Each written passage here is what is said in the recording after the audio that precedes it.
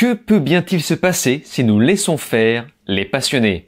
On sait que si on donne des cailloux aux fans du Seigneur des Anneaux, on peut avoir de belles surprises. Alors imaginez la même chose mais avec beaucoup de pognon.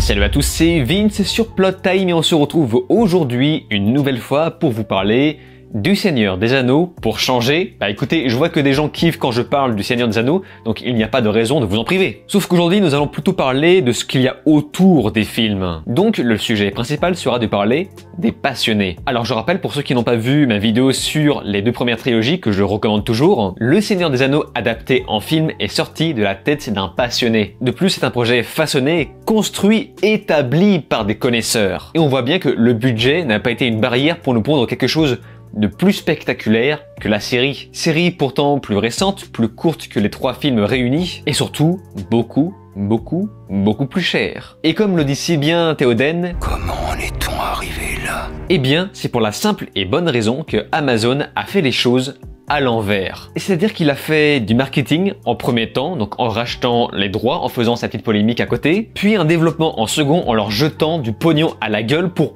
espérer avoir quelque chose d'aussi bon que les premiers films. Sauf que lorsqu'on regarde de plus près, on comprend que quand on ne donne rien aux créateurs, eh bien ça les force à se concentrer sur le fond, à se concentrer sur l'écriture, sur le développement de l'univers en premier temps, puis sur le budget en second. Bref, c'est comme ça que fonctionnent les choses normalement. Or, les grosses productions pensent d'abord pognon et après passion. C'est-à-dire qu'ils réfléchissent à quel projet pondre à tel moment, avec quel budget, et après on parle du scénario. Et c'est ainsi que naquirent des projets indépendants arrivés très tôt sur internet, notamment depuis l'ère Dailymotion, l'âge d'or des vidéastes créatifs. Et c'était une époque où les créatifs ne pouvaient pas vivre de ce qu'ils font sur internet. Autrement dit, ils étaient forcés de faire ce qu'ils faisaient par passion, puisqu'il ne gagnait rien en retour, à part bien sûr l'approbation du public. Et ce faisant, ça dégueulait de création dans tous les sens, et Dailymotion était une véritable mine d'or pour ça. C'est comme ça qu'est apparu des perles comme Le Visiteur du Futur, Joueur du Grenier bien sûr, ou encore le légendaire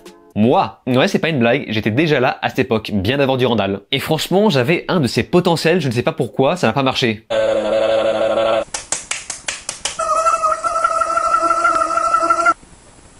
Je suis vraiment désolé pour ce petit cringe surprise. Promis, je le refais plus. On a également eu un paquet de courts-métrages indépendants impressionnants en reprenant des franchises connues comme Star Wars, Matrix, Cocorico pour Kedara qui a été fait avec 3 sous et qui m'impressionne toujours autant. Et concernant Le Seigneur des Anneaux, eh bien, il y en a eu quelques-uns qui ont eu les bollocks de faire leur petit projet avec ça. Et c'est bien sur un film en particulier que je vais me concentrer dans cette vidéo pour de multiples raisons. The Hunt for Gollum. Il s'agit en fait d'un fan-film qui adapte un récit tiré de l'univers, bien sûr, de J.R.R. Tolkien, et c'est réalisé par un certain Chris Bouchard qui malheureusement n'a pas fait grand succès après ça, notamment après son film La Petite Sirène qui, paraît-il, est une catastrophe ambulante, mais vraiment une monstruosité visuelle, une insulte à la race humaine. Mais bref, bien sûr, ce n'est absolument pas le sujet de cette vidéo, car ici, nous allons concentrer sur un projet qui, pour moi, est beaucoup plus réussi. Alors avant tout, je vous mets le lien du court-métrage, ou plutôt moyen-métrage, parce que c'est assez copieux, à peu près 40 minutes. Je vous mets le lien en annotation, en description, et également en commentaire épinglé. Il y a une version 1080p et une version 720p un petit peu compressée bizarrement, pas très belle, mais qui possède des sous-titres espagnols que vous pouvez facilement traduire en français avec le traducteur automatique de YouTube. Donc ça, c'est vraiment pour ceux qui ne sont pas à l'aise avec l'anglais. Mais s'il vous plaît, soyez indulgents avec ce film. Je rappelle que c'est plutôt vieux et encore une fois, ça a été fait avec des cailloux. Plutôt vieux en effet car c'est sorti le 3 mai 2009. Donc ça commence à avoir de la bouteille et ça a fait des millions et des millions de vues en comprenant également ceux de Dailymotion à l'époque. Alors ça ne se veut pas nécessairement canon au film, mais ça pourrait presque l'être car c'est d'une part basé sur les livres et d'une autre, sans surprise, c'est essentiellement inspiré de la direction artistique des films de Peter Jackson. Et comme je vous l'ai dit, c'est 100% indépendant, ils n'ont reçu aucune autorisation pour faire ce court-métrage, même si je reviendrai sur ce détail à la fin de la vidéo. Ce métrage a été avant tout fait pour le plaisir, afin de donner à ses créateurs un beau book à présenter aux futurs producteurs. Bref, c'est vraiment le projet que beaucoup de gens faisaient à l'époque pour se faire connaître, et Internet, ça a été une révélation pour ça. Et pour anecdote, je connais personnellement une personne qui a bossé sur ce même film. Du coup, je lui ai envoyé un message pour savoir s'il avait des anecdotes à ce sujet. Malheureusement, il ne m'a toujours pas répondu et je suis sûr qu'il va me répondre juste après avoir sorti cette vidéo. Mais c'est pas grave, au pire, ça sera pour une prochaine fois. The Hunt for Gollum a été fait avec le budget de 3000 livres, ce qui équivaut à peu près entre 3000 et 4000 euros. Après attention, la valeur change tout le temps à cause de l'inflation. Et il y a eu 160 bénévoles sur le coup. Et aujourd'hui encore, quand je revois le film, je me dis mais comment ils ont fait pour faire ce film? C'est dingue. Certaines critiques à l'époque ont même déclaré que ce film explose Eragon, qui était vraiment la blague qui coûte beaucoup trop cher post Seigneur des Anneaux, qui essaie de faire presque pareil. Sauf que ça n'avait rien à voir avec le livre, là où The Hunt for Gollum est beaucoup plus proche de l'univers de Tolkien, et ça, on aura tout le temps d'en reparler. Pour vous donner un aperçu, nous nous retrouvons entre les événements de la bataille des 5 armées et de la communauté de l'anneau. Gandalf croise la route d'Aragorn, rencontre qui n'est pas un hasard bien sûr. Ce dernier lui annonce que la présence de Gollum pourrait rapidement devenir problématique s'il se fait attraper par les sbires de Sauron, craignant qu'il lui révèle des informations concernant l'anneau unique. Rappelez-vous exactement ce qui finit par arriver dans la communauté de l'anneau. Ce faisant, Aragorn se donnera pour mission de traquer et mettre la main sur Gollum avant les Nazgûl. Alors je pense que vous l'avez compris, le récit est très simple, ne vous attendez pas à de grandes batailles bien sûr, c'est juste une petite aventure très linéaire, bref, le format parfait pour ce type de court-métrage. Mais en voyant ce film, certaines choses vous paraîtront plus logiques en revoyant la communauté de l'anneau, par exemple les connaissances d'Aragorn sur la situation bien avant qu'il croise la route de Frodon. En fait, ce métrage est avant tout un prétexte pour créer une démo réelle, car niveau histoire, il ne se passe pas plus de choses que ce que je vous ai déjà pitché dans cette vidéo. Le reste ne sera que de l'aventure et de l'action. Bon, évidemment, pas la peine de vous faire une description des personnages, vous les connaissez déjà, Gandalf, Aragorn, Arwen, comme vous avez si peu de charisme! C'est juste dommage que la fin soit précipitée et pas hyper cohérente en plus, car Gandalf parle déjà de protéger Frodon, là où il s'agit encore de Bilbon à ce moment-là. En fait non, ce n'est pas incohérent, c'est juste un petit peu tiré par les cheveux. Exactement comme la fin de la bataille des 5 armées où Thranduil parle déjà à Legolas d'Aragorn. Bref. En fait, ce qui va nous intéresser en premier lieu dans ce film, au-delà de l'écriture qui quand même, c'est correct pour quelque chose qui adapte les livres. C'est un récit qui ne sort pas nulle part. C'est surtout le travail sur la forme où les mecs se sont arrachés. Vraiment. The people of the North Kingdom were scattered. The descendants of kings. Non mais regardez-moi cette intro de malade. Comment tu peux ne pas t'immerger dans l'univers avec un tel prologue? Alors ça a été tourné au nord du Pays de Galles, avec beaucoup de retouches numériques pour créer l'environnement qu'on connaît tous. C'est-à-dire qu'on a beaucoup de matte painting, et c'est presque bluffant sur certains plans, là où les retouches se trahissent en revanche sur d'autres. Mais c'est amené avec une certaine finesse dans le cadrage, même si ça pue parfois l'amateurisme à plein nez, ne soyons pas dupes. Et on le sent sur certains travelling ou encore rotation de caméra qui se stoppe brusquement, mais voilà, la volonté de faire est clairement là. En fait, je dirais juste que ça manque d'un tout petit peu d'expérience, mais en même temps, c'est tout l'intérêt d'un court-métrage. Alors évidemment, les acteurs n'ont pas le charisme des originaux, ça je n'ai même pas besoin de vous le préciser, et malheureusement pour eux, aucun n'a vraiment percé. Mais je trouve qu'ils se démerdaient quand même pas mal, enfin, ils avaient l'air vraiment motivés, et on arrive distinctement à reconnaître les personnages de base. Et le truc que je trouve cool, c'est que j'arrive aussi à ressentir l'investissement de ces acteurs dans leur rôle. On les sent bien ancrés dans l'univers, même si d'autres sont carrément en surjeu.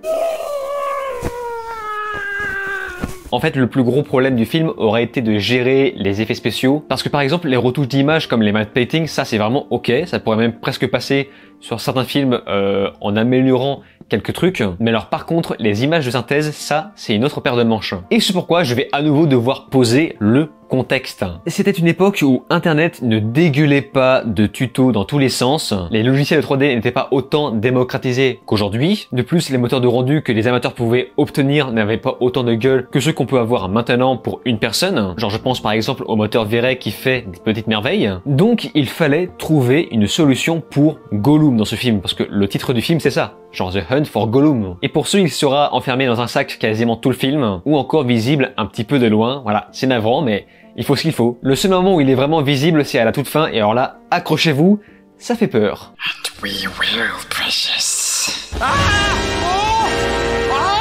Mais encore une fois, soyez indulgents, c'est un film qui a été fait avec 3 sous. Et en plus, à une époque où c'était compliqué de faire ça. Il y a eu plusieurs projets indépendants sur Le Seigneur des Anneaux, même récemment. Mais celui-là, je trouve qu'il a quelque chose à part, et principalement par sa photo. Il y a une patte qui se rapproche beaucoup de celle des films, et sur certains plans, je trouve que ça ne fait presque pas amateur, mais sur d'autres si, hélas. Surtout de la scène de nuit contre les Nazgûl, alors là, je peux vous garantir qu'on ne voit rien, mais alors rien. Et puis en plus, avec cette conclusion made in After Effects qui pique bien les yeux, et c'est dommage parce que vraiment des fois je me suis dit mais holy shit, ces panoramas sont complètement dingue, bien que parfois numérique, mais parfois vraiment impressionnant. Même au niveau du maquillage, on sent qu'ils se sont décarcassés. Alors ça pique un peu évidemment parce que tu sens leur manque de moyens. D'ailleurs, un de mes potes a eu la créativité de les appeler les Clodorks. Et sur la musique, qui est quand même un gros morceau de l'univers, eh bien cette dernière a été composée par Chris Bouchard en personne, ainsi que d'autres collaborateurs, et franchement, le résultat est particulièrement magique.